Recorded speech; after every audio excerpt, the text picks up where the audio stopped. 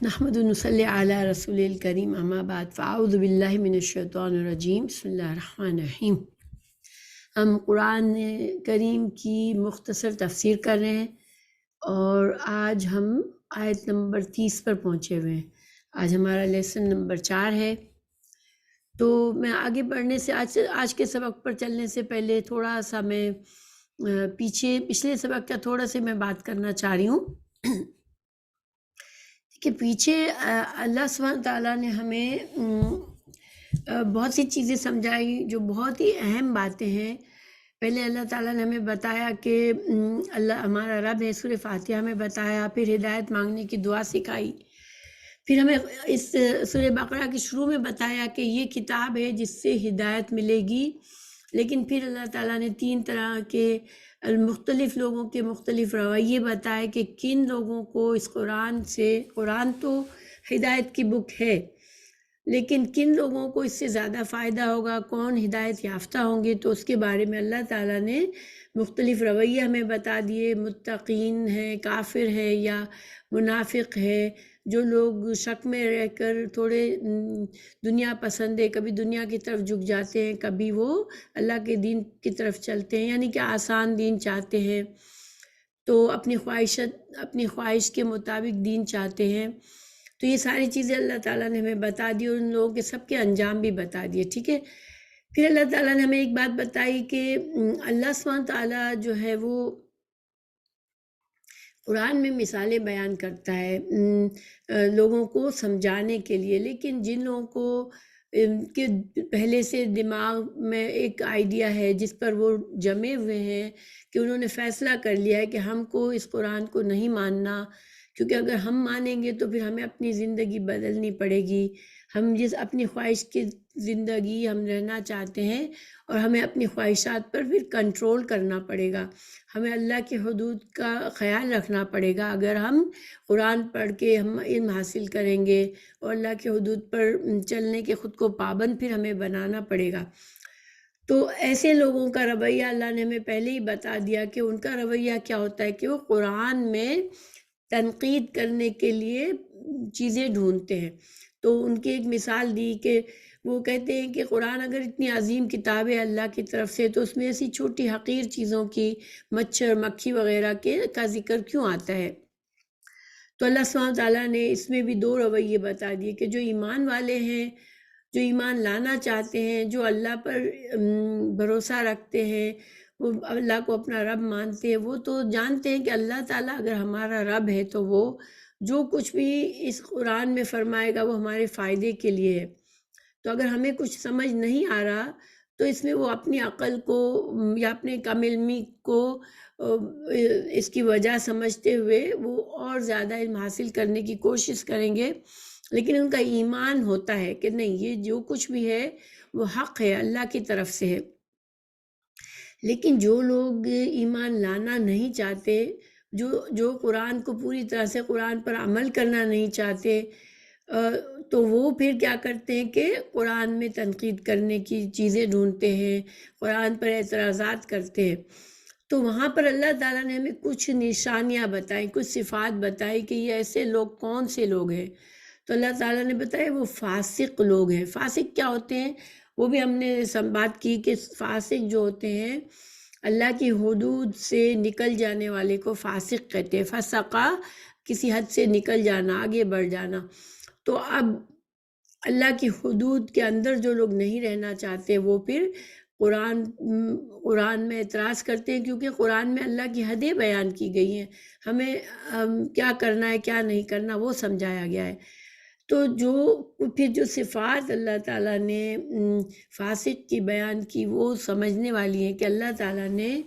کیا فرمایا کہ وہ عہد کو توڑتے ہیں۔ نمبر 1 صفت ان کی کیا بتائی تھی کہ یہ عہد کا پاس نہیں کرتے۔ تو عہد میں ہم نے یہ جانا تھا کہ بندوں سے کیے ہوئے عہد بھی توڑ دیتے ہیں اور اللہ سے کیے ہوئے عہد بھی توڑ دیتے ہیں۔ تو اللہ سے کیے ہوئے عہد کے ہمیں 3 باتیں ہم نے سیکھی۔ ایک تو یہ کہ وہ لا الہ الا اللہ سے جو انبیاء کرام سے جب ایمان کا ہم اقرار کرتے ہیں، انبیاء کرام پر، رسول اللہ صلی اللہ علیہ وسلم کو ہم نے رسول مان لیا، لا الہ الا اللہ محمد الرسول اللہ کی شہادت دے دی، تو پھر وہ ایک وعدہ ہے کہ اب ہم اللہ کو اپنا رب مانیں گے اور اللہ تعالیٰ کی تمام احکامات کی قدر کریں گے، اس پر عمل کرنے کی پوری کوشش کریں گے، ٹھیک ہے۔ لیکن جب ہم ایسی پوری کوشش نہیں کرتے ہیں اور اللہ کے بتائی ہوئی باتوں پر عمل کرنا ہمیں مشکل لگتا ہے، تو ہم بہانے کر کے اور اس کام سے ہم ہٹتے ہیں، تو پھر گویا یہ کہ جب ہم اللہ کی نافرمانی کے کام کر بیٹھتے ہیں تو ہم فاسقوں میں شامل ہو جاتے ہیں کہ ہم نے اللہ کی حدوں کو توڑا۔ تو فاسق کے کئی درجے ہوتے ہیں، ایک گناہ چھوٹا بھی گناہ ہوتا ہے جو اللہ جانتے بوجھتے انسان کرتا ہے تو وہ فاسق کا عمل کر رہا ہوتا ہے، لیکن پھر جب وہ اگر اللہ سے مغفرت اور معافی طلب کر لیتا ہے تو وہ پھر سے ایک مومن بن جاتا ہے۔ ایک اور وعدہ بھی ہے جو ہمیں سمجھنا ہے، جو اللہ تعالیٰ نے سورہ اعراف 172 میں جس کا ذکر فرمایا، وَإِذَا أَخَذَ رَبُّكَ مِن بَنِي آدَمَ مِن ظُهُورِهِمْ، کہ جب اللہ تعالیٰ نے، جب آپ کے رب نے اولاد آدم کی پشت سے ان کی اولاد کو نکالا اور ان سے انہی کے متعلق اقرار لیا کہ کیا میں تمہارا رب نہیں ہوں؟ سب نے جواب دیا کیوں نہیں، ہم سب گواہ ہیں، ہم سب گواہ بنتے ہیں۔ تو یہ جو ہے یہ وعدہ انسان جو ہے، ہر انسان کے اندر اس وعدے کا شعور موجود ہے۔ ہم جب دنیا میں پیدا ہوتے تو ہمیں یہ بات تو یاد نہیں ہوتی کہ اللہ نے ہم سے وعدہ لیا تھا، مگر ہمیں اس کا اثر ہم پر ہوتا ہے۔ ہر بچہ فطرت پر پیدا ہوتا ہے، یہ اللہ تعالیٰ، یہ حدیث سے ہمیں پتہ چلتا ہے کہ ہر بچہ اللہ کا فرما بردار ہوتا ہے، وہ اس وعدے پر قائم ہوتا ہے کہ وہ اپنے رب کو رب جانتا ہے۔ لیکن پھر ہم اس وعدے کی خلاف ورزی کر بیٹھتے ہیں۔ جو لوگ فاسق بننا چاہتے ہیں، جن کے دلوں میں، جن کی نیت میں خرابی ہے، وہ جو اپنی خواہش کے ساتھ مطابق رہنا چاہتے ہیں اس دنیا میں، اللہ کی حدود پر نہیں چلنا چاہتے، تو پھر وہ کیا کرتے ہیں، اس وعدے کو کبھی یاد نہیں آتا، ان کو وہ وعدہ کبھی یاد نہیں آتا، اور وہ دنیا میں اپنی خواہشات کے پیچھے چلنے پڑ جاتے ہیں۔ لیکن جن کی فطرت مست نہیں ہوتی، جو اچھی فطرت کے لوگ ہوتے ہیں، قلب سلیم رکھتے ہیں، ان کو وہ وعدہ یاد آ جاتا ہے، ان کو فوراً سمجھ آ جاتی ہے کہ میرا رب اللہ ہی ہے، اور پھر وہ اپنی کوشش کر کے اللہ کا پورا فرما بردار بننے کی کوشش کرتا ہے اور دین کے احکامات کے مطابق زندگی گزارتا ہے۔ تو یہ تھوڑا سا ہمیں سمجھنا تھا کہ دنیا میں دو طرح کے لوگ ہیں، ایک اللہ کی حدود کو توڑنا چاہتے ہیں، اور ایک اللہ کی حدوں میں رہ کر جو اللہ تعالیٰ نے ہمیں جن مقاصد کے لیے پیدا کیا ہے وہ اس کو حاصل کرنا چاہتے ہیں۔ اب اگلی آیات سے ہمیں پورا مقصد حیات پتہ چلے گا، کیونکہ ہمیں اپنا مقصد حیات سمجھنا ضروری ہے کہ اللہ نے ہمیں کیوں پیدا کیا، انسان کی تخلیق کا کیا مقصد تھا، کہاں سے شروع ہوئی اور کیسے ہوئی۔ تو یہ اس کے لیے اللہ تعالیٰ اب ایک اور ہمیں واقعہ بتائیں گے، اور اس واقعہ کو سمجھنے کے بعد ہمیں یہ جو ہمارا جو فطرت کا وعدہ ہے جو اللہ سے ہم نے کیا ہے، ہم اللہ کو رب ماننے کا، اس سے انشاءاللہ ہمارا کنیکشن بھی مل جائے گا۔ تو اللہ تعالیٰ نے فرمایا، آیت نمبر 30 سے آج کا سبق ہے، اعوذ باللہ من الشیطان الرجیم، بسم اللہ الرحمن الرحیم۔ وَإِذْ قَالَ رَبُّكَ لِلْمَلَائِكَةِ إِنِّي جَاعِلٌ فِي الْأَرْضِ خَلِيفَةً قَالُوا وَتَجْعَلُ فِيهَا مَن يُفْسِدُ فِيهَا وَيَسْفِكُ الدِّمَاءَ وَنَحْنُ نُسَبِّحُ بِحَمْدِكَ وَنُقَدِّسُ لَكَ قَالَ إِنِّي أَعْلَمُ مَا لَا تَعْلَمُونَ۔ اور جب تیرے رب نے فرشتوں سے کہا کہ میں زمین میں خلیفہ بنانے والا ہوں، تو انہوں نے کہا ایسے شخص کو کیوں پیدا کرتا ہے جو زمین میں فساد کرے اور خون بہائے، اور ہم تیری تسبیح اور حمد اور پاکیزگی بیان کرنے والے ہیں۔ اللہ تعالیٰ نے فرمایا جو میں جانتا ہوں تم نہیں جانتے۔ اب اس آیت کو سمجھتے ہیں ہم، یہ اہم آیت ہے، اللہ تعالیٰ نے انسان کی تخلیق سے پہلے، حضرت آدم علیہ السلام پہلے انسان ہے، ان کی تخلیق اللہ تعالیٰ نے جنت میں فرمائی، اور اس تخلیق سے پہلے اللہ تعالیٰ نے فرشتوں کو بتایا کہ میں تخلیق کرنے والا ہوں، اس نئی مخلوق کی تخلیق شروع کرنے والا ہوں۔ اچھا، فرشتے کون ہوتے ہیں؟ فرشتے جو ہوتے ہیں وہ نوری مخلوق ہے اللہ تعالیٰ کی،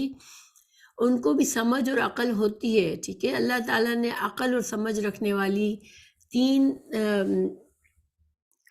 تین طرح کی مخلوق بنائی ہے۔ ایک فرشتے ہیں جو کہ نور سے بنے ہوئے ہیں، اور ان کی خصوصیت یہ ہے کہ وہ اللہ کے مکمل فرما بردار ہوتے ہیں، وہ اللہ کی نافرمانی کے کام کرنے کے قابل نہیں ہوتے، یعنی کہ ان کے پاس یہ اختیار نہیں ہے کہ وہ چاہے تو اللہ کی فرما برداری کرے اور چاہے تو نہ کرے، ٹھیک ہے۔ اچھا، پھر دوسری جو مخلوق ہے وہ جن ہے، جن کو جن نار سے بنے ہوئے ہیں، اور آگ، ہم آگ کہتے ہیں، نار عربی کا لفظ ہے کہ وہ ان کی تخلیق نار سے ہوئی ہے، اور وہ بھی انسان کی طرح ایک حد تک اختیار رکھنے والی مخلوق ہے کہ وہ اللہ کا چاہے تو نیک بن کے رہے، اللہ کی فرما برداری میں رہے، اور اگر فرما برداری کی تو وہ بھی جنت میں جائیں گے، ٹھیک ہے۔ اور جنہوں نے نافرمانی کی وہ پھر شیطان کی فوج میں شامل ہو جاتے ہیں، اور وہ شیطان ہوتے ہیں، اور وہ نہ صرف خود نافرمانی کرتے ہیں بلکہ وہ انسانوں کو بھی بہکاتے ہیں اور انسانوں کو بھی نافرمانی پر اکساتے ہیں۔ تیسری مخلوق جو ہے وہ انسان ہے۔ اللہ تعالیٰ نے انسان کو با اختیار بنایا ہے، وہ چاہے تو وہ اللہ کی فرما برداری میں زندگی گزارے، چاہے تو وہ نافرمانی کرنے کی کوشش کرے۔ اچھا، اللہ تعالیٰ کی نافرمانی جو ہے اس کے بارے میں تھوڑا سا سمجھنا ضروری ہے کہ انسان کا جو اختیار ملا ہوا ہے، تو اختیار جو ہے انسان کا وہ صرف کس حد تک ہے کہ انسان جو ہے ارادہ کر سکتا ہے اور نیت کر سکتا ہے اور کوشش کر سکتا ہے، ٹھیک ہے۔ یعنی انسان کی نیت، انسان کا ارادہ اور انسان کی کوشش، اس کے لیے اللہ نے اسے اختیار دیا ہے کہ چاہے تو وہ اللہ کی فرما برداری کی طرف ارادہ کرے اور کوشش کرے، یا اللہ کی نافرمانی کے کام کی کوشش کرے، ٹھیک ہے۔ باقی کاموں کا انجام، کام ہو سکتے ہیں نہیں ہو سکتے، یہ سارا کا سارا معاملہ اللہ کے ہاتھ میں ہے، مگر ہمیں جو اللہ تعالیٰ نے اللہ سبحانہ تعالیٰ جو ہمیں سزا یا جزا ملنی ہے آخرت میں،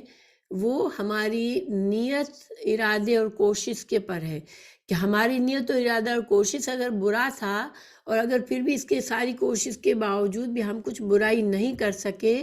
تب بھی ہم چونکہ یہ ہمارا خود ارادہ تھا، ہماری کوشش تھی، تو ہم اس کے لیے سزاوار ہیں، ہم سے پوچھا جائے گا۔ تو اب فرشتوں کو اللہ تعالیٰ نے بتایا، فرشتوں کو بتانے کے بہت سے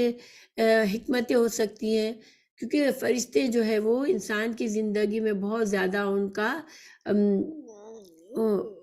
کا عمل دخل ہوتا ہے، کیونکہ اللہ تعالیٰ فرشتوں کے ذریعے انسان کے بہت سے کاموں میں فرشتوں کو ذمہ دار یعنی فرشتے بہت سے کاموں میں شامل ہوتے ہیں، اور وہی لے کر بھی فرشتے آتے ہیں۔ اللہ تعالیٰ کی طرف سے جو وحی آتی ہے، وہ رسولوں پر جو وحی آتی ہے وہ بھی فرشتوں کے ذریعے آتی ہے، اور پھر فرشتے انسانوں کے اعمال بھی لکھتے ہیں، اللہ کے فضل سے، اللہ کے حکم سے وہ انسانوں کی حفاظت بھی کرتے ہیں، اور پھر انسانوں کی جب روح قبض ہونا ہوتی ہے تو اس کی ملک الموت بھی فرشتے ہوتے ہیں، اور وہ بھی انسان کی روحوں کو نکال کر لے جاتے ہیں۔ پھر انسان کے اعمال جو ہوتے ہیں، صبح شام کے اعمال اللہ تعالیٰ کے دربار میں پیش کرنے والے بھی فرشتے ہی ہیں۔ تو شاید اس وجہ سے اللہ تعالیٰ نے فرشتوں کو پہلے ہی سے آگاہ فرمایا کہ اب یہ مخلوق پیدا ہونے والی ہے دنیا میں۔ اچھا،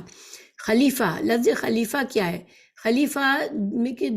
ویسے تو اس کے بارے میں بہت سے علماء نے بہت سی باتیں کی ہیں، لیکن خلیفہ کے جو دو اہم معنی کیے جاتے ہیں، وہ ایک یہ کہ اب یہ جو ہے مخلوق نسل در نسل دنیا میں پھیلتی جائے گی، تو یہ نسل در نسل، ایک کے بعد ایک آنے والی نسل، یہ خلیفہ کے معنی سے ہمیں سمجھ آتا ہے۔ دوسرا اس میں یہ سمجھ آتا ہے کہ خلیفہ ایک با اختیار ہوگی، یہ جو اللہ کی تخلیق ہے، یہ جو انسان ہے وہ دنیا میں با اختیار ہوگا۔ اور جیسے کہ اختیار کو میں نے سمجھا دیا کہ اختیار جو ہے وہ اس انسان کے کس راستے کو چنتا ہے، یہ اس کو اختیار ہے۔ اللہ تعالیٰ انبیاء کرام کے ذریعے سے بتائے گا، وہ اس میں آگے کی آیات میں اللہ تعالیٰ ہمیں خود ہی فرمائیں گے کہ اللہ تعالیٰ انبیاء کرام کے ذریعے لوگوں کو ہدایت کا سامان کرے گا، اللہ تعالیٰ ہدایت بھیجے گا، اور پھر بندے اپنی خواہش سے چاہے تو وہ ہدایت کے راستے کو قبول کریں اور چاہے تو اس ہدایت کے راستے سے چلنے سے انکار کریں، اور دونوں صورت میں پھر ان کا آخرت میں انجام ہوگا اسی کے مطابق۔ تو یہ دو معنی کیے جاتے ہیں خلیفہ کے۔ اچھا، تو اب فرشتوں نے کہا کہ یا اللہ تو ایسی مخلوق کیوں پیدا کر رہا ہے کہ جو کہ زمین میں فساد کرے گی اور خون بہائے گی؟ تو اب اب سوال یہ پیدا ہوتا ہے یہاں پر کہ فرشتوں کو کیسے پتہ چلا؟ تو اس کے بارے میں بھی بہت بحث کی علماء نے، لیکن اس کے بارے میں جو مختصر ترین بات یہ ہے کہ پہلی بات، علم جو ہے وہ اللہ سبحانہ تعالیٰ دیتا ہے اپنی مخلوق کو، سارا علم اللہ کے پاس ہے، جو کہ اللہ تعالیٰ نے اس آیت 29 آیت میں بھی اللہ تعالیٰ نے جو خاتمہ کیا تھا وہ فرمایا تھا کہ وَهُوَ بِكُلِّ شَيْءٍ عَلِيمٌ، اللہ ہی ہے جو ہر چیز کا علم رکھتا ہے۔ تو اللہ تعالیٰ نے ہی فرشتوں کو یہ بات بھی، جہاں اللہ نے یہ بتایا کہ میں یہ مخلوق بناؤں گا، وہاں یہ بھی بتا دیا کہ یہ با اختیار مخلوق ہوگی، جو کہ لفظ خلیفہ سے سمجھ آتا ہے، اور پھر جب با اختیار ہوگی تو پھر وہ فساد بھی کرے گی اور وہ خون بھی بہائے گی، کیونکہ انسان اپنے اختیارات کا غلط استعمال کر سکتا ہے تو وہ کرے گا۔ تو فرشتوں نے کہا کہ یا اللہ تو ایسی مخلوق کو کیوں پیدا کرتا ہے جو کہ زمین میں فساد اور بگاڑ پیدا کرے گی؟ دیکھیے، فساد اور بگاڑ کیا ہوتا ہے؟ جب انسان اس زمین پر اللہ کی مرضی کے مطابق زندگی گزارتا ہے، تو چونکہ اللہ خالق ہے تو وہ ہمیں بہترین طریقہ بتاتا ہے کہ کس طرح اس دنیا پہ خوبصورت زندگی گزار سکتا ہے انسان، کس طرح سے وہ ایک پاکیزہ زندگی گزار سکتا ہے۔ لیکن جب انسان اپنے اللہ کے دیے ہوئے اس اختیار کو غلط استعمال کر کے اپنی منمانی کرتا ہے، اللہ کی باتوں کو قبول نہیں کرتا، تو پھر بگاڑ پیدا ہوگا زمین میں، اور جب بگاڑ پیدا ہوتا ہے تو پھر ایک دوسرے کے حق تلفی بھی کی جاتی ہے انسانوں کی، اور انسان اپنے مقاصد کے لیے دوسروں کو نقصان بھی پہنچاتا ہے، یہاں تک کہ خون بھی بہاتا ہے۔ تو فرشتوں نے جب یہ کہا، اور یہ کہا کہ یا اللہ ہم تو تیری تسبیح کرتے ہیں، ہم حمد اور پاکیزگی کے بیان کرتے ہیں، وہ فرشتوں کو یہ بات سمجھنی تھی کہ جب ہم اللہ کے مکمل عبادت گزار ہیں، ہم اللہ کے مکمل فرما بردار ہیں، اور ہم ہر لمحہ اللہ کی تسبیح کرتے ہیں، حمد کرتے ہیں، اللہ کی پاکیزگی بیان کرتے ہیں، اللہ تعالیٰ میں جو فرماتا ہے ہم کرتے ہیں، تو پھر اللہ تعالیٰ اس نئی مخلوق کو، ایسی مخلوق کو کیوں پیدا فرما رہے ہیں جو کہ اللہ تعالیٰ کی ہر بات ماننے کے لیے تیار نہیں ہوگی؟ تو اللہ تعالیٰ نے فرمایا، اور میں جانتا ہوں تم نہیں جانتے ہو۔ اللہ تعالیٰ نے فرشتوں کو اس وقت کیا جواب دیا کہ مجھے اس کی حکمت پتہ ہے کہ میں اس مخلوق کو کیوں پیدا کر رہا ہوں۔ تو علماء نے یہاں بات کی کہ اللہ تعالیٰ یہ بتانا چاہ رہے تھے کہ اس مخلوق میں جو لوگ نافرمانی کریں گے، اللہ کی نہیں بات مانیں گے، اس اختیار کا غلط استعمال کریں گے، تو وہ تو بے شک فساد کریں گے دنیا میں، لیکن اللہ تعالیٰ کے بندے ایسے بھی ہوں گے جو اس اختیار کا غلط استعمال نہیں کریں گے، اور اللہ اپنی خواہشات، اپنے فیصلوں کو اللہ کے فیصلوں کے آگے جھکا دیں گے مکمل طور پر، اور پھر وہ دنیا میں اتنے عظیم کام کریں گے۔ اس میں انبیاء کرام ہوں گے، اس میں صالحین ہوں گے، اس میں شہداء ہوں گے، اس میں ایسے نیک لوگ ہوں گے جو اللہ کی فرما برداری کے دائرے میں رہ کر دنیا میں بہت سا اصلاح کا کام کریں گے۔ تو یہ اب آگے اللہ تعالیٰ نے جب یہ مکالمہ پورا ہوا تو اللہ تعالیٰ نے پھر ہمیں بتایا کہ اللہ تعالیٰ نے علم آدم الاسماء کلہا ثم عرضهم علی الملائکۃ فقال انبئونی باسماء ہؤلاء ان کنتم صادقین۔ پھر اللہ سبحانہ تعالیٰ نے اکرام، ایک عزت اور اکرام کا ذکر فرمایا جو اللہ تعالیٰ نے آدم علیہ السلام کو دیا. اور اللہ تعالیٰ نے جب آدم علیہ السلام کو دیا، اس کا مطلب ہے کہ اللہ تعالیٰ نے نوع انسانی کو دیا، آدم کی اولاد کو دیا. تو وہ کیا فضیلت تھی؟ وہ علم کی فضیلت تھی. اللہ تعالیٰ نے آدم علیہ السلام کو علم سکھایا. اب علم کون سا سکھایا تھا؟ اسماء کلہا، یعنی زمین پر اللہ تعالیٰ نے ہمیں پہلے بتا دیا نا اگلی آیت میں کہ زمین میں اللہ خلیفہ بنائے گا، ایک با اختیار مخلوق بنائے گا. تو اس با اختیار مخلوق کو اللہ تعالیٰ نے زمین میں جو کچھ خزانے رکھے، جو کچھ اللہ نے زمین میں بنایا انسانوں کے فائدے کی چیزوں کو، جو کہ ہمیں پیچھے اللہ تعالیٰ نے بتا دیا کہ اللہ تعالیٰ نے زمین میں جو کچھ بنایا تمہارے لیے بنایا. تو اللہ تعالیٰ نے بے شمار فائدے جو اس دنیا میں رکھے ہیں، جو چیزیں بنائی ہیں جس کے ذریعے انسان اپنی زندگی کا سامان کرے گا، تو وہ ساری چیزوں کے نام اللہ تعالیٰ نے آدم علیہ السلام کو بتا دیے تاکہ وہ زندگی دیکھیں دنیا کی زندگی میں تو انسان کو جنت کی طرح نہیں ہے نا. دنیا کی زندگی میں تو انسانوں کو اب خود جب آدم علیہ السلام جب دنیا میں پہنچیں گے تو اس وقت تو نہیں تھے، لیکن جب آدم علیہ السلام دنیا میں اتارے جائیں گے تو پھر وہاں پر تو ان کو اپنے غذا کا بندوبست کرنا پڑے گا، اپنے رہنے کا، اپنے گھر کی چھت بنانی پڑے گی، یعنی دنیا میں کے وسائل استعمال کر کے اپنے آپ کو بسانا ہوگا. تو اس کے لیے اللہ تعالیٰ نے دنیا کی چیزوں کا علم سکھا دیا. تو اسماء جو ہے ناموں کو، سب نام سے یہاں پر علماء نے کہا کہ صرف نام نہیں بلکہ اللہ تعالیٰ نے جو دنیا کی چیزوں میں فائدے رکھے ہیں، کس طرح کس چیز میں کیا فائدہ ہے بندوں کا، کس چیز کو کس طرح استعمال کرنا، یہ علم بھی حضرت آدم علیہ السلام کو سکھا دیا.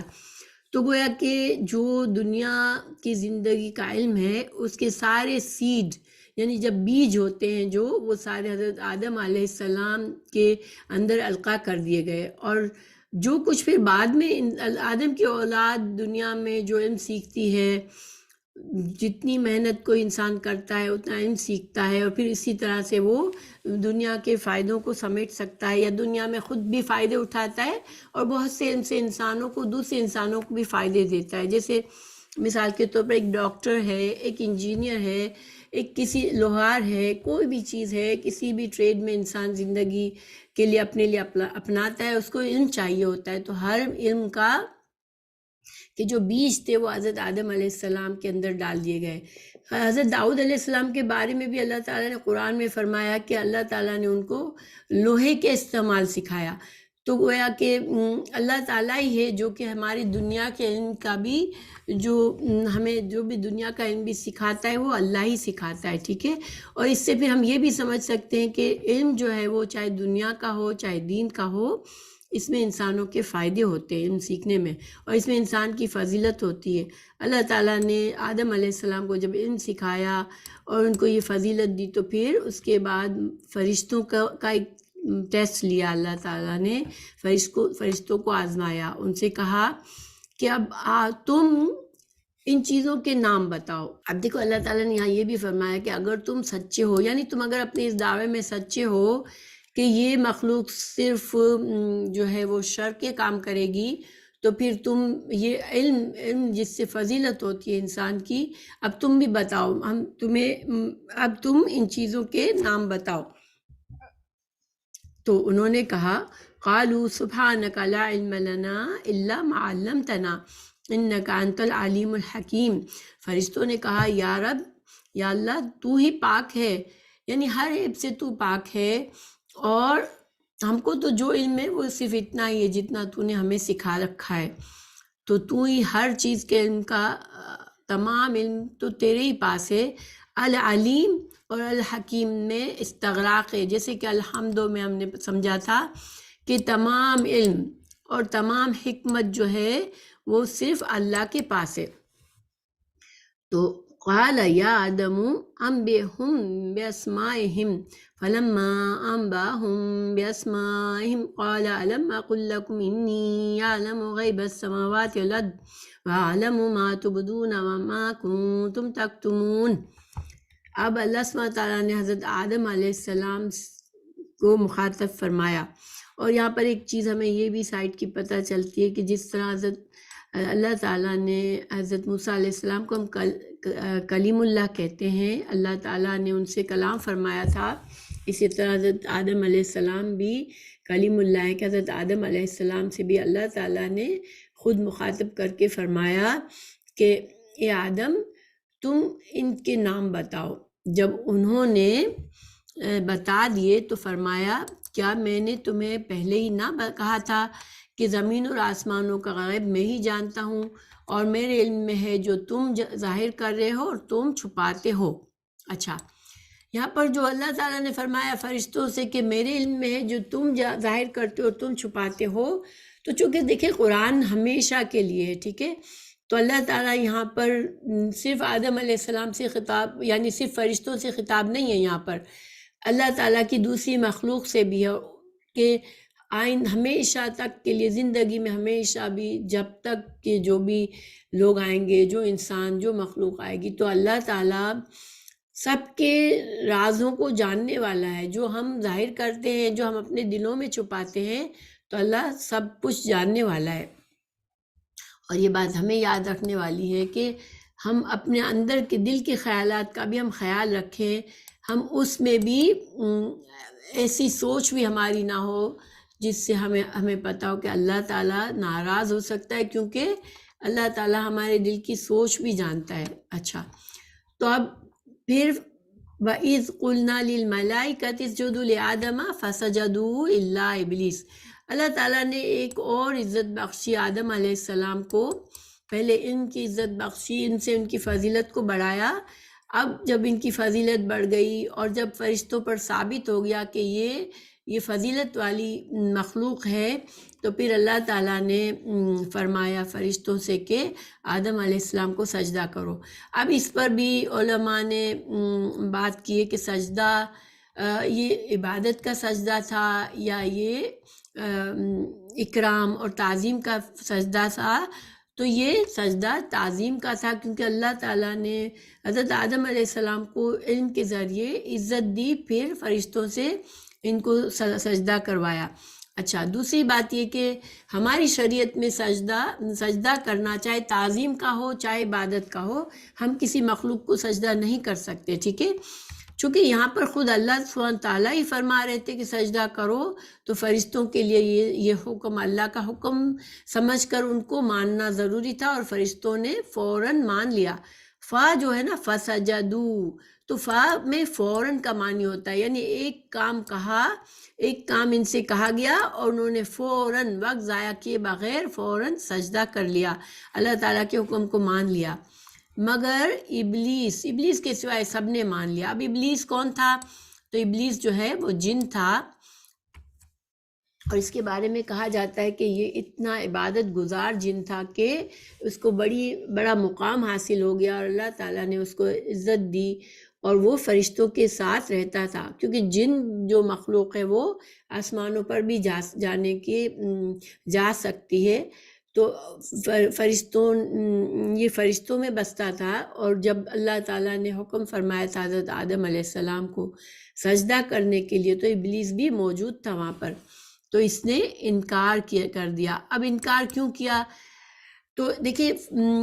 فرشتوں میں تو جیسے کہ میں نے بتایا کہ وہ اللہ کی مکمل فرما بردار مخلوق ہے، ان کے اندر یہ اختیار نہیں ہے کہ وہ اللہ کی نافرمانی کرے. مگر چونکہ ابلیس جن جو ہے وہ اس کی بناوٹ، اس کی تخلیق آگ سے ہوئی تھی، نار سے ہوئی تھی، تو اس میں انسانوں کی طرح اس کے اندر بھی یہ اختیار تھا کہ وہ اللہ تعالیٰ کے احکامات کو مانتا ہے یا نہیں مانتا. تو اب اس نے منع فرما دیا، اس نے منع کر دیا. کیوں منع کر دیا؟ یہ حسد اور تکبر میں، کہ اب میں ابھی تک اتنا بڑا تھا، میں فرشتوں میں رہتا تھا، اب اللہ تعالیٰ نے اس نئی مخلوق کو جس کو مٹی سے بنایا ہے، اب وہ تو مٹی سے بنی ہوئی ہے، مجھ سے تو کمتر ہے، میں تو آگ سے بنا ہوا ہوں. اور پھر اللہ تعالیٰ نے اس کو اتنی عظمت دے دی کہ فرشتوں سے بھی اسے سجدہ کروا لیا، اور مجھے بھی حکم دے دیا کہ میں بھی سجدہ کروں. تو اس کے اندر حسد آ گیا، اس کے اندر تکبر آ گیا، اور اس نے انکار کر دیا. تو جب اس نے اللہ تعالیٰ کے حکم سے انکار کیا، ماننے سے انکار کیا، تو پھر اللہ تعالیٰ نے فرمایا وَاسْتَكْبَرَ وَكَانَ مِنَ الْكَافِرِينَ۔ اللہ تعالیٰ فرما رہے ہیں کہ اس نے تکبر میں ہمارے حکم کی کو نہیں مانا، تو پھر کیا ہوا کہ وہ بڑا درجہ جو اس کو حاصل تھا، فرشتوں میں رہتا تھا، وہاں سے گر کے وہ کافروں میں شامل ہو گیا۔ تو دیکھیں ایک لمحے میں تکبر کا کتنا بڑا نقصان ہوا ابلیس کو، کہ وہ کہاں تو بڑا عبادت گزار اور بڑے اعلیٰ درجے کا مخلوق کے ساتھ تھا، اور کہاں وہ کافروں میں شامل ہو گیا۔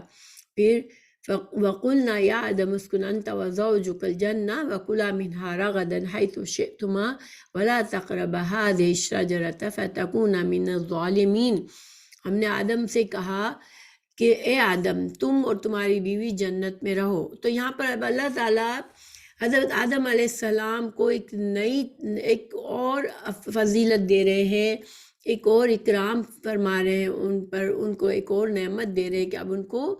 جنت میں رہنے کے لیے حکم دے دیا۔ لیکن صرف حضرت آدم علیہ السلام کو نہیں، بلکہ ان کی بیوی کا بھی اب ذکر آ گیا۔ یہ حضرت آدم علیہ السلام اور حضرت حوا علیہ السلام دونوں جو ہے ان کو جنت میں رکھا گیا، ٹھیک ہے۔ اچھا، پھر جہاں کہیں سے کھاؤ، اللہ تعالیٰ نے فرمایا کہ تم دونوں، اب یہ اس میں بھی تثنیہ ہے، اللہ تعالیٰ نے دونوں سے فرمایا کہ تم جہاں کہیں چاہو با فراغت کھاؤ۔ پورے جنت کی نعمتیں کھول کے رکھ دی اللہ تعالیٰ نے حضرت آدم اور حضرت حوا علیہ السلام کے لیے۔ اور یہ جو ہے نا، میں دو کا ترجمہ کیسے کر رہی ہوں،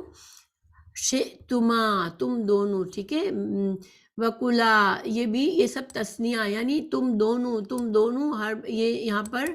دونوں کو حکم دیا جا رہا ہے ہر بات میں، کہ تم دونوں جہاں سے چاہو کھاؤ، مگر کیا ہے کہ اس درخت کے قریب نہ جانا۔ اللہ تعالیٰ نے اب یہاں پر ایک امتحان اور ایک آزمائش کا بندوبست کر دیا حضرت آدم علیہ السلام اور حضرت حوا علیہ السلام کے لیے، کہ جو کچھ بھی کھاؤ تمہیں پوری اجازت ہے، مگر بس اس درخت کے قریب نہ جانا۔ اب اس کے بارے میں کہ کون سی چیز کا درخت تھا، کیا تھا، یہ ہمیں ضروری نہیں ہے جاننا، بس ہمیں یہ سمجھنا کافی ہے کہ اللہ تعالیٰ نے ایک آزمائش رکھی حضرت آدم علیہ السلام، حضرت حوا علیہ السلام کے لیے۔ جس طرح دیکھیں، اگر ہم سوچیں، پیچھے میں نے پڑھا تھا کہ اللہ تعالیٰ نے فرمایا کہ زمین پر ہر چیز تمہارے لیے بنائی ہے، تو میں نے بتایا تھا کہ اللہ تعالیٰ نے زمین پر بھی ہمارے لیے سارا کچھ ہمارے لیے، یعنی کہ مباح اور حلال ہے ہمارے لیے، مگر حرام کیا ہے، صرف تھوڑی سی چیزیں جو کہ قرآن و حدیث میں بتا دی، اور وہی ہماری آزمائش ہے، وہی انسان کی آزمائش ہے کہ وہ اللہ کے حلال و حرام کی حدوں کا خیال رکھتا ہے یا نہیں۔ تو یہی آزمائش حضرت آدم اور حضرت حوا علیہ السلام کو بھی اس سے گزارا گیا کہ اللہ تعالیٰ نے یہ سب کچھ حلال کیا ہے تمہارے لیے، پورا جنت حلال ہے، صرف یہ ایک درخت تمہارے لیے حرام ہے، ٹھیک ہے۔ اور اگر تم نے پھر اللہ کی حد سے آگے گزر گئے اور تم نے اس درخت سے فائدہ اٹھایا، تو پھر کیا ہوگا کہ تم ظالم بن جاؤ گے، تم اپنے اوپر ظلم کرو گے۔ تم ظالم جب انسان ہوتا ہے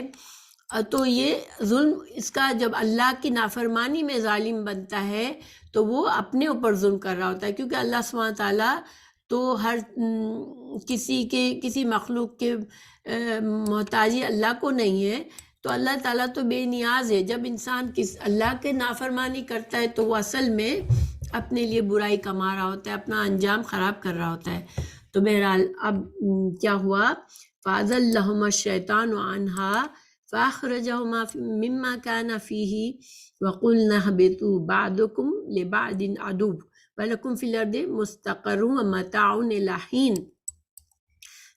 جب آدم اور حوا علیہ السلام نے اللہ تعالیٰ کی اس امتحان میں ناکام ہو گئے، انہوں نے درخت سے کھا لیا، اللہ نے جس کام کو حرام کہا تھا اس کا ارتکاب ہو گیا اب ان سے، تو اب ان کو اللہ تعالیٰ نے کیا فرمایا کہ تم اب نکل جاؤ، اتر جاؤ یہاں سے، یعنی جنت سے اب ان کو نکالا گیا۔ اچھا، شیطان نے، یہاں پر ہمیں یہ پتہ چلتا ہے کہ شیطان نے ان کو بہکایا، وسوسے ڈالے۔ تو اب یہاں سے یہ ایک چیز ہمارے لیے پتہ چلتی ہے کہ ازل سے، جب سے انسان کی تخلیق ہوئی ہے، شیطان انسان کا دشمن ہے، کیونکہ وہ انسان کے لیے حسد کر کے اللہ کی نافرمانی کر بیٹھا، تو پھر اس کی وجہ سے وہ اپنے بڑے مقام سے گر گیا،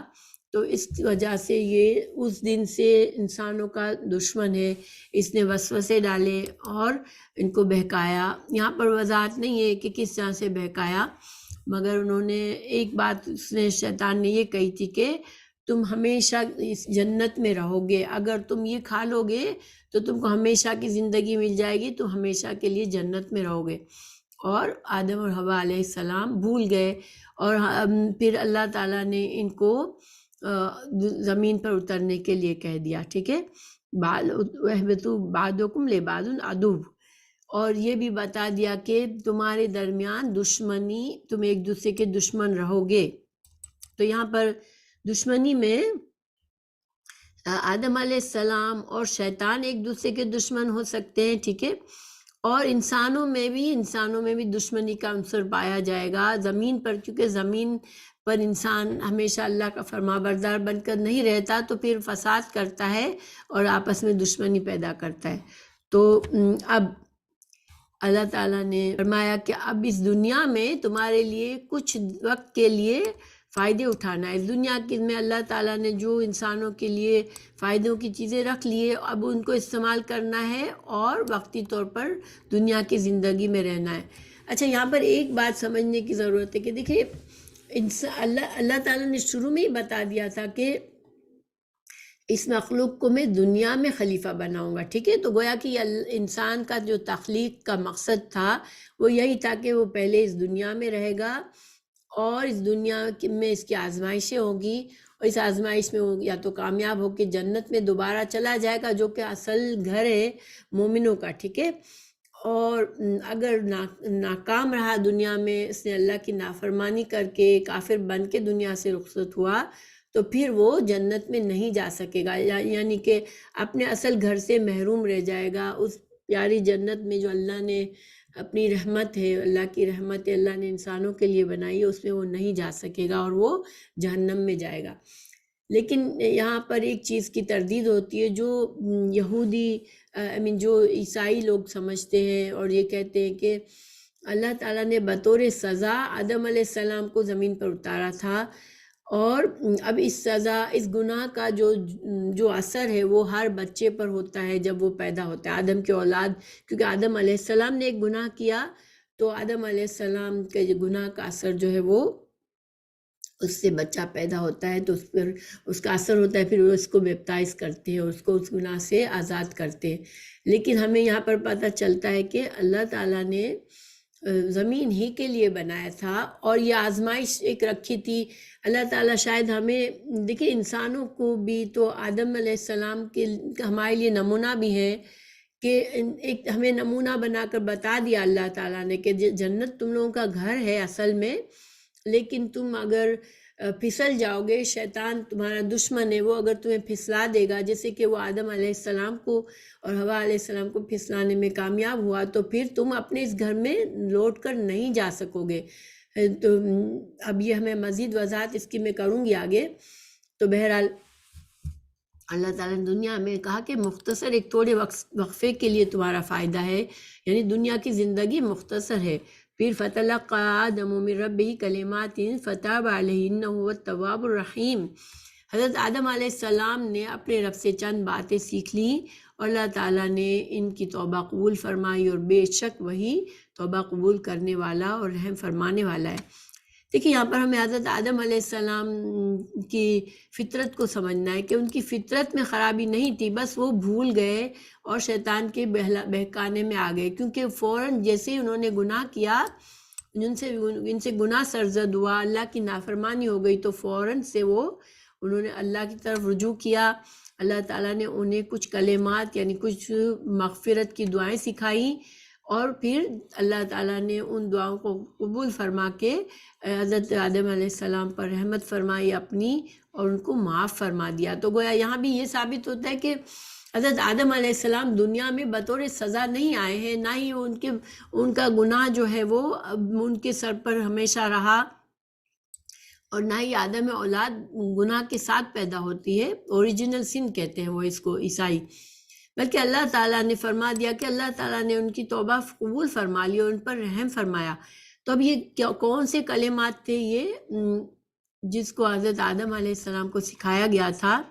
سورہ الاعراف میں اللہ تعالیٰ نے وہ کلمات بیان فرمائے ہیں، ٹھیک ہے، اور وہ دعا ہے ربنا ظلمنا انفسنا وان لم تغفر لنا وترحمنا۔ تو اے رب ہم دونوں نے، یہاں بھی تثنیہ ہے، ٹھیک ہے، اے رب ہم دونوں نے ظلم کیا اپنے نفسوں پر، اگر تو ہمیں بخشش ہماری بخشش نہ کرے گا، ہمارے گناہ نہ معاف فرمائے گا تو پھر، اور تو ہم پر رحم نہیں کرے گا تو ہم جو ہے خسارے میں پڑ جائیں گے۔ اچھا، یہاں پر جو ہے ہمیں یہاں پر کیا پتہ چلا کہ اللہ تعالیٰ نے خود ہی دعا سکھائی اور اس دعا کو مانگنے سے حضرت آدم علیہ السلام، حضرت حوا علیہ السلام کی بخشش ہو گئی، ٹھیک ہے، ان کا وہ گناہ معاف فرما دیا اللہ تعالیٰ نے۔ تو لیکن ایک جھوٹی روایت، موضوع روایت کا سہارا لیتے ہیں لوگ اور وہ کہتے ہیں کہ حضرت آدم علیہ السلام نے عرش پر لا الہ الا اللہ محمد رسول اللہ لکھا ہوا دیکھا اور محمد رسول اللہ صلی اللہ علیہ وسلم کے وسیلے سے دعا مانگی تو اللہ تعالیٰ نے انہیں معاف فرما دیا، مگر یہ کوئی حدیث نہیں ہے، یہ ایک بے سند روایت ہے اور قرآن سے بھی معارض ہے۔ یعنی کہ رسول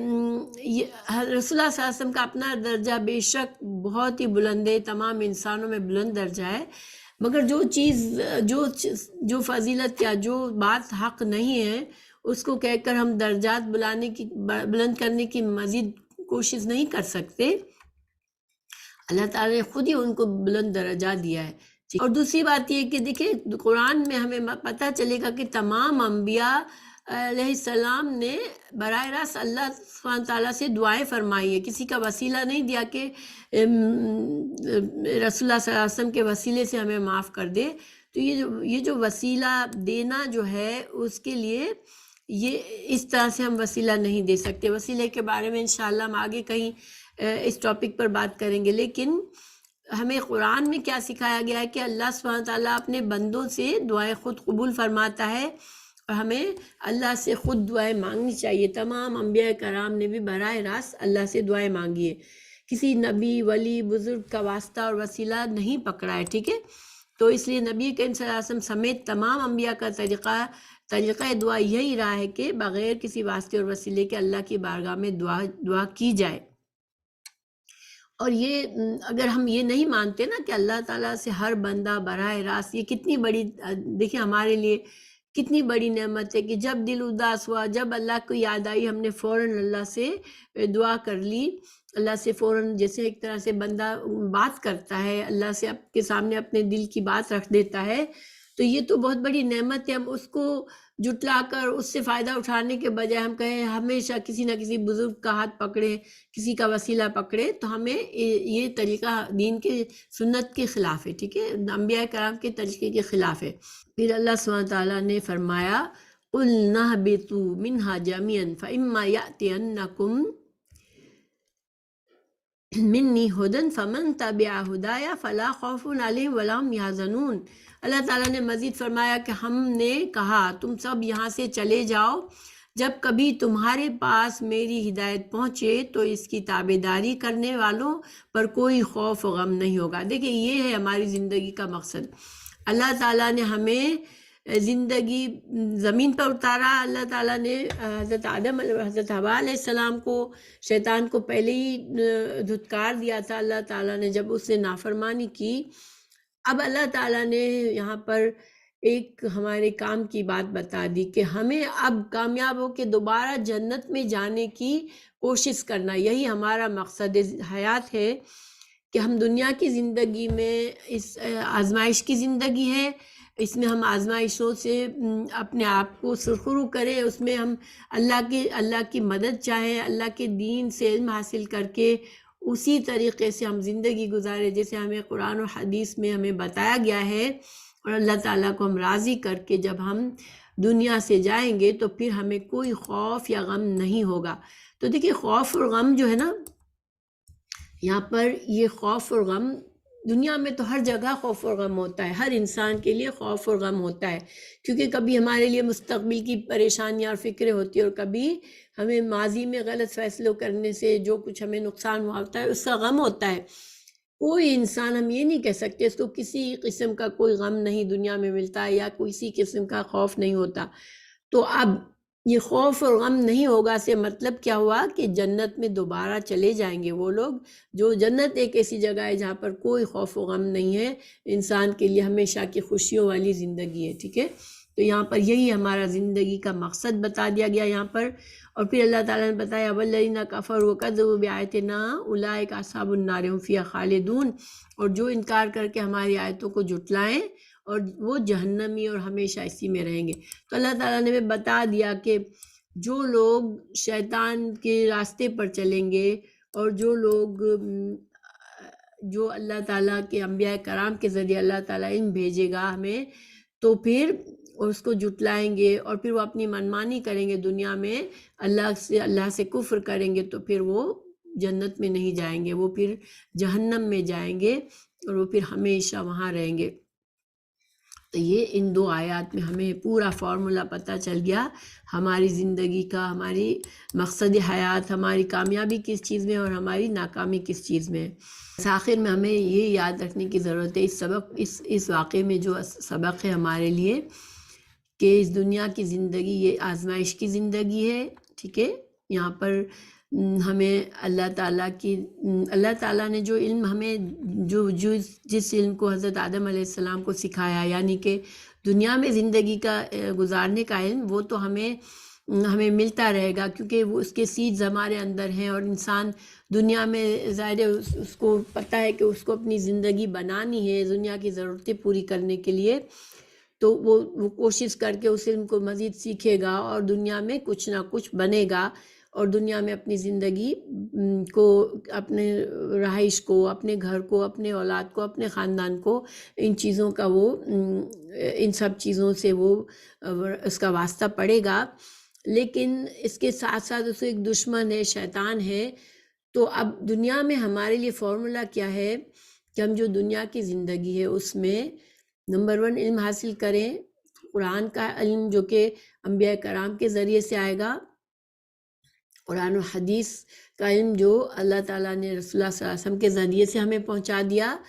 دنیا کا علم ہم حاصل کرنا ضروری ہے ہمارے لیے، تاکہ ہم دنیا میں ایک اچھی زندگی بنا سکیں اپنے لیے، اور پھر ہم قرآن اور حدیث میں بتائے ہوئے جو بھی احکامات ہیں، جو یہ کرو یہ نہ کرو، حلال کیا ہے حرام کیا ہے، ان کی پابندی کا خیال رکھتے ہوئے ہم اچھی پاکیزہ زندگی گزاریں گے،